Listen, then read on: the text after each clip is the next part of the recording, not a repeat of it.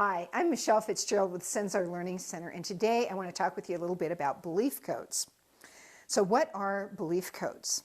Belief codes are a very specific type of thought pattern. They're actually a type of memory pattern, and they're judgmental in nature. And what I mean by that is that they're based on judgments that either you or an ancestor made about you, or they may, if it was an ancestor, they made it about themselves, and that judgment about the self is now projected into your memory.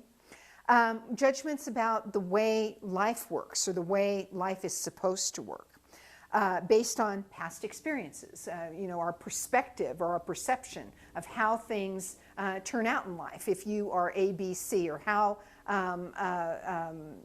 other people are going to treat you based on past experiences, how much success or lack of success you're going to have in life based on past experiences, the rules for getting ahead, the rules for being happy, the rules for your judgments. These are all like rules, the rules for avoiding failure, avoiding pain. So it's a big collection of judgments about how things work and about who you are. And these judgments are really important because they play a big role in our manifest reality. And so it can be very beneficial to find out what kind of judgments you're holding in there. In this, I think of this as a computer system. What are you holding in that computer of yours? Whatever it is that we hold when it comes to thought patterns, whether we have created those patterns very, very consciously and are aware of them, or whether we're completely unaware of how we created those patterns and that they even exist. And even if we didn't create the thought patterns, but we, let's say, inherited them and they're in our memory system, the thoughts that we hold, conscious or subconscious, created by us or by someone else, if they're in our computer system, they have manifestation potential in regards to the living reality that we experience every day. And so for the last 20 years, I've been working on ways to figure out what are the judgments in myself. I also have worked with many, many thousands of clients over the last 20 years. What are these judgments? What do they say? Is there a way to figure out what they say? How do we get rid of them? All that kind of stuff. All these judgments are they're irrelevant to today. They're judgments that were made in the past, and it's possible there's some degree of relevance, but most often when they're pulled to the surface to be utilized by your system to direct your life affairs, they're either completely erroneous rules on how to successfully navigate life at this time, or they're irrelevant. They're not applicable, yet they come up on the table and they begin affecting you and your life and what you attract. So one of the methods that I developed over time was a method called the Mini-Me Method, and I'm going to share some stories with you today that'll show you just the beginning stages of how you might what I call decrypt some of these codes yourself, and why, more importantly, why you would want to do that. These are a few stories, not gigantic situations, but everyday type situations that were definitely created by belief codes, and you can begin to see why it would become important to get these things out of your computer. Mini-Me codes are structured like this. They're basic judgments that could be packaged like this. I am blank, like I am smart. I am not smart. They are smart. They are not smart. We make judgments about other people. So that's kind of the different packaging. So here's some stories to show you how this packaging of judgmental thoughts can create problems, and why you want to get rid of them, all of them, anything that's packaged like this. This is a story that I'll start with myself, just a little episode with myself, that happened a number of years ago, and it relates to this guy that I met. He attended a dowsing meeting that I was speaking at, raised his hand, asked a question, and the second I saw this guy, truly the second I saw him across the room in the audience, he made me uneasy. I just had this very weird anxiety, just even hearing, just looking at him. I just had this weird anxiety. Later, he showed up at another meeting, and I saw him in this group. I was I was one of the leaders of the meeting, but I saw him in one of the little workshop groups. And just again, just looking at him made me so anxious. And there was no logical reason for this whatsoever. I just knew that he made me uneasy. He ended up learning a little bit about the work that I do, and he signed up for some of the seminars I was doing. And at the time, I was teaching live in Sedona, and not doing all this online stuff. And I was teaching live in Sedona, and he showed up for one of my workshops. And oh, I was just so uncomfortable that he had come to that workshop. And he seemed like a nice enough guy. I got to know him a little bit. You know, there was no logical reason to perceive him as a threat. But every single week that he would come to the class, I felt more uncomfortable, more uncomfortable, more uncomfortable, more uncomfortable. Now, I am highly empathic, so my logical self said it's simply I'm feeling something about him, you know, something that he's carrying in his own energy field that's making me uneasy. And I just kind of chalked it off to that. One day I needed to cancel the class, and I went to call the students to tell them that, you know, not to come because I wasn't going to be there. And I went to pick up the phone to call this guy, and I had an acute panic attack. Like my whole system went into absolute overload at the thought of calling this man. And I elevated heart rate, you know, full body sweats, couldn't breathe, you know, just terrible, truly terrible. And I thought, okay, that's it. Something's going on here. I've got to have belief codes of some sort that are stimulating this response and this weird uneasiness with this guy. So I started by just saying, do I have any belief codes that are triggering this reaction? The answer was yes. How many? And I had a couple of belief codes that were triggering the reaction. They were both from the same time period. And again, I was just using muscle testing at the time, just simple finger dowsing. Many of you who've watched other videos have seen me do that. And I got that I had a couple of belief codes. I dowsed, are they from present lifetime? Are they from past lifetime? Are they inherited? Where are they coming from? And I got that they were past life belief codes. And I said, okay. And they were both from one time period. I said, okay. And this is a really easy method that, again, I use very often. And so I said, can I structure the codes? Can I decrypt the codes with the Mini-Me method? And the answer was yes. And I said, okay, great. I got a big yes. I said, so what am I saying? Am I saying, I'm thinking or internally saying something about this guy. Am I packaging it something like this? They are something or they are not something. And I got a strong test on they are something. And I said, okay, let's work with that first. So what is that something? Does it start with, can I define it in a single word? The answer was yes.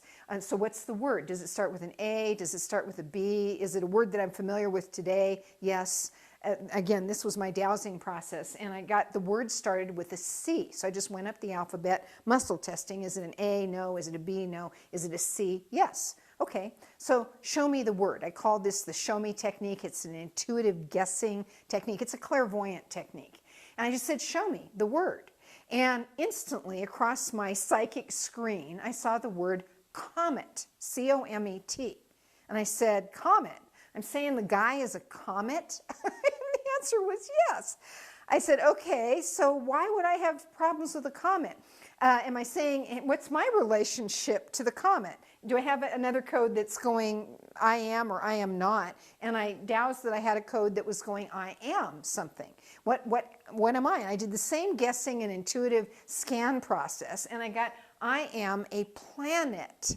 So I had two codes running from the same time period. He is a comet, and I am a planet. And then I just did some intuitive guessing to see what's the deal? Why is this so stressful? And the story is that I instantly saw it. I just saw the image of a comet hitting a planet, or at least a fragment of a comet hitting a planet. And it was very devastating to the planet. Anyway, bottom line is that's what I was doing, is I was saying I am I'm a planet. I was over-identifying today, totally irrelevant, totally bogus. I'm not in the form of a planet today, but I was looking at him, and my subconscious mind could not see him as anything other than a comet, and that was a major threat. In that moment, I just kind of laughed, and I said, The guy's not a comet today. There is no threat. He may have been a comet at some time, but he's definitely not a comet today. And so there is no threat. In that conscious moment of realization, it's called calling the code, consciously tabbing the code, knowing what it says, and tabbing it erroneous. The codes collapse like that. And the codes collapsed instantaneously. Instantaneously, all my symptoms went away. The guy went on to be a long-term student of mine. I never had another even moment of anxiety in regards to interacting with him. So there's an example of how bizarre it can be. And this simple method called the Mini-Me Method, a lot of our belief codes, a lot of the judgments that we've made in the past can be structured in simple sentences like this. And all you need to do is fill in the blanks. And if you can fill in the blanks correctly, and again, most often the blanks are just outrageously erroneous. Like, I am a comet, or I am a planet and he is a comet. And it's very easy for you to make a new judgment. That's how we undo belief codes. We make a new judgment that is simply not true. There is no danger today. So another example of the Mini-Me action, Mini-Me process in action has to do with a client. And this client was having a very, very difficult time with, it's not so much the client, the guy, it was a couple. And the wife was having a challenging time. Her husband had, since the time that they got married, and they had been married at this point that I worked with them for probably about 25 years. And the entire time they had been married, her husband just hated her mother, absolutely hated her mother. The relationship had become, with the husband and the mother, had become so estranged over the years that they had stopped attending as many functions as they had years ago. Every time they got together with the family, it was very, very strained, and the wife was always just so stressed because she knew how agitated the husband always was because of this mother thing. And there was really no logical reason for this, just really these hugely bad feelings about the mother-in-law. And so when I sat down with these folks, I dowsed right away, is he running any mini-me's? And the answer was yes. And so how many? And it was one. It was just one simple statement that was causing all this venomous reaction from this guy. He told me initially, when they sat down with me and I interviewed them, that she just made him so angry. He was just positive that the energy was anger. And but I'm really empathic, and I could feel that actually what he was feeling, he might have been angry, but really what he was feeling big time was fear. He was afraid of this woman. And I mentioned that to him, and he said, "Oh, I'm not afraid of her, blah, blah, blah, blah." I said, "Well, gosh, I think that under that anger is this gigantic ball of fear. And I think there's one thought that is causing the fear, and it's structured this way. It was they are blank. And same method, they are what? Is it something from a past lifetime? No. Where's this memory from? Is this person really that, or is he projecting a belief code onto this person? And I dowsed, he's projecting, strong dows on he's projecting a belief code onto this person. And is it from a present life experience or a past life experience? And I got it was from a present life experience. And I dowsed, how old was he in this lifetime? And I just again used muscle testing to count. And I got that he was 18 years old. I think, or 17 years old when he crafted the belief code, which is actually very unusual. Most belief codes are crafted, if they're crafted in this lifetime, they're usually crafted before the age of 4. And very few of the belief codes that are affecting us in this lifetime are actually from this lifetime. Probably less than 10% in the average person are from this lifetime. The bulk of the belief codes that we have in our belief code inventory are inherited. And the other chunk is from past life experiences. So very, very few belief codes are from this lifetime. And very few are created after the age of 4. So this was kind of odd, but I got very strong. 17 years old is when the guy crafted this code. So I did the alphabet method, and I got it. The word started, a single word would define what you fill in the blank with. They are blank. This woman is blank. That's what he's seeing. She is blank. And the word was boss, B-O-S-S. She is the boss. And so then we had to relate that. Well, how does this relate to age 17? Why would perceiving that this woman is his boss be so agitating to him? Well, when he was 17 years old, he worked for the telephone company in the town where we lived. And he had a boss that was brutal. The boss would always have it, require that the guys climb up the poles without necessarily having the right equipment. He didn't follow the right safety practices. He was mean and nasty, and it was really a torturous situation for this young guy. And again, this was like from the point we're sitting there at the table, it's like 25 years back or longer. But it was a torturous situation where he was fearing for his life, literally most of the time. And he was so scared, he connected boss with, when you are in the presence of the boss, your life is in danger.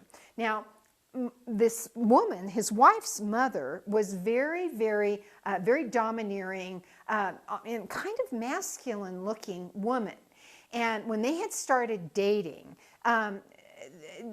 because of her general character traits, they had jokingly started calling her the boss. What's the boss going to say if you stay out past 11 p.m.? What's the boss going to do if you do this? And he had cross-connected the wires and labeled this mother-in-law, who eventually became a mother-in-law, the boss. But the boss also equaled this other awful, terrible, true boss, and he never escaped connecting those wires. So I told him, I said, you understand that this woman is not actually that guy, that they're not one and the same people. Do you understand that? That it was only a joke that you were calling this woman the boss in the first place, and she's not your boss at all. And even if she was, it's not the same scenario. She is no threat to you. Do you understand that? And he said, yeah, I understand that. And he didn't really think much of it. He kind of thought what I was doing was kooky. And I said, you're clear about that. And I tested that he was absolutely clear that he had uncrossed the wires. He called me a week later, this client called me 1 week later, and he said, if I hadn't experienced this myself directly, I would never, ever believe that this has happened. He said, I just got back from my mother-in-law's house.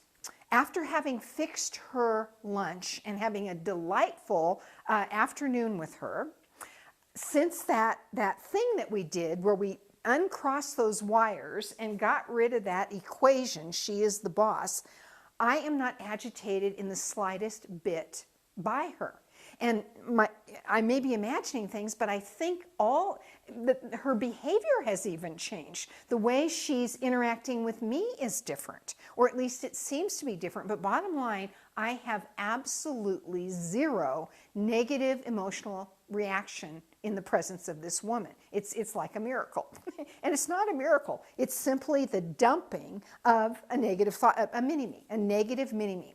I tell you that story just to show you how incredibly powerful these things can be. For 25 years, that simple mini-me belief code, they are the boss, had plagued the family relationship and the harmony with all those people, the children. They had 2 children. I mean, the whole thing was a conflict situation every single time these people got together. And now, and it continues to this day. I know these people very well. It continues to this day to be a loving, wonderful, delightful family relationship at this point. One crazy belief code.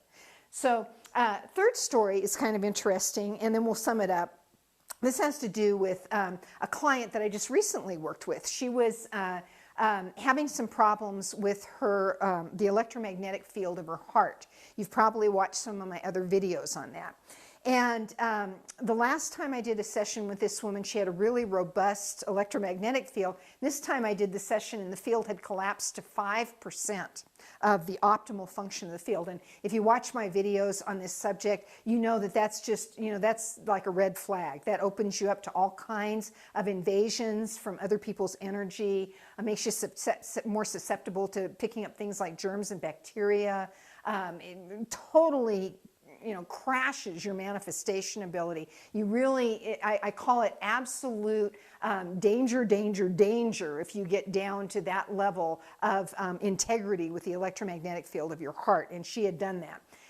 The primary cause of the collapse of her field was a chakra link, and again, you've probably heard me talk about this before. It's a type of energetic exchange.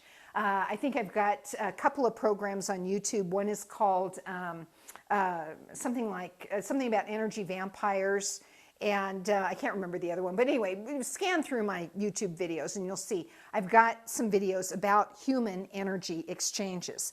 This woman had been chakra linked by a gal that was a new volunteer at a food bank that my client volunteers at. And she didn't even know this woman very well, but this woman chakra linked her, and it had collapsed my client's heart field.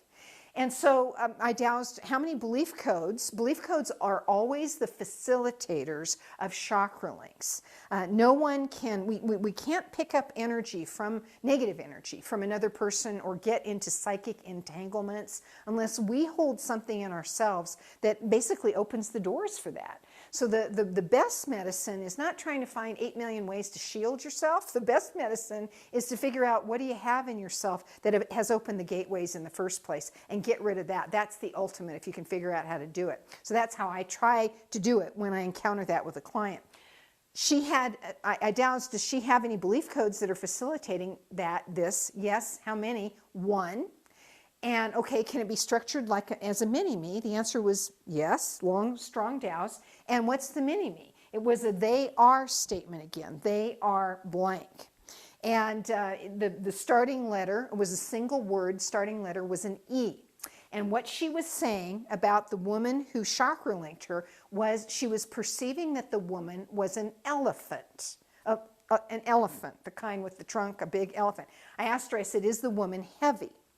And she said, yes. And I said, well, something about her and what you're seeing in her energy field and the fact that she's a big person and she's heavy, you have misinterpreted who you're looking at and you're saying that you're dealing with an elephant. As it turns out, this client had a past lifetime where she tried to help a herd of elephants that was in trouble. And so it was a very traumatic time. The elephants did not survive. It was very, very traumatic. The code was if I can't help her, if I don't help the elephants, they will all die. And so she had an automatic thing when she said, I'm dealing with an elephant, and this elephant, she perceived this woman seemed troubled. She dropped all her natural psychic shielding, and this woman was able to psychically bond with her in a non-beneficial way, a psychic link, basically, that again collapsed this gal's heart field. All she had to do to clear it was simply say, I said to her, do you understand that she may have been an elephant in a past lifetime, I don't know, but she's definitely not an elephant today. Do you understand that? And the client said, yes, I understand that. And instantly the chakra link broke just like that. And so those are three stories to just show you this kind of mini-me process in action, and also to just elevate your understanding a little bit about the very real impact of these subconscious programs that we don't even know exist. I mean, they're there, but we're not aware that they're there, and we're not aware when they're active, other than, I can tell you this, when you're having experiences, undesirable experiences in your life, when you've attracted things that you would prefer you hadn't attracted, there are always belief codes involved in all those experiences. So start practicing just with these basics that I've taught you today, and see if you can start finding belief codes that might be causing you some trouble, and busting them up with the basic techniques that I've shared with you today. Hope you found that helpful, and look forward to talking to you next time. Bye for now.